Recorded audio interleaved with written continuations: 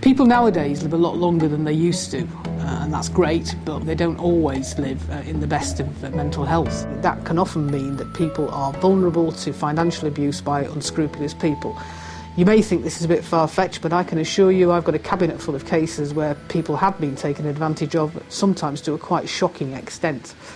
And this is something which unfortunately is becoming very much more common than it was, partly as well because people have got more to leave. They may have bought the house, they may have a few savings.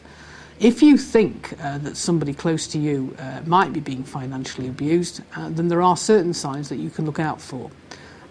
Are they, for example, living in circumstances which seem to be rather less than you'd expect? Is the person concerned apparently lacking things like personal grooming items? Is he or she worried about money? Maybe they're not going on holiday.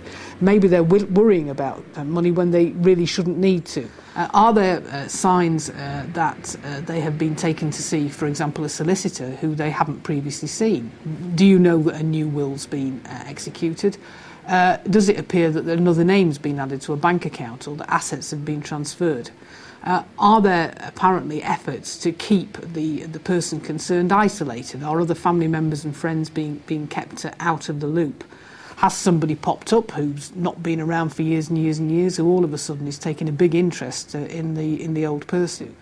All of these things are signs of possible financial abuse, and if you're worried that this may be taking place, then it's very important to get advice at the first possible opportunity. Financial abuse is exceedingly difficult to deal with long after the event because the witnesses may have disappeared, the evidence may have gone.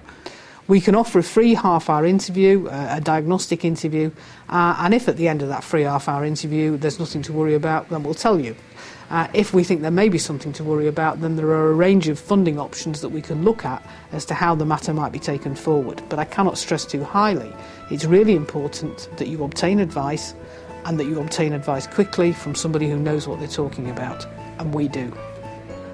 I run a very experienced team. We all know what we're doing, and we've all been doing it for a long time, and we're all really nice people.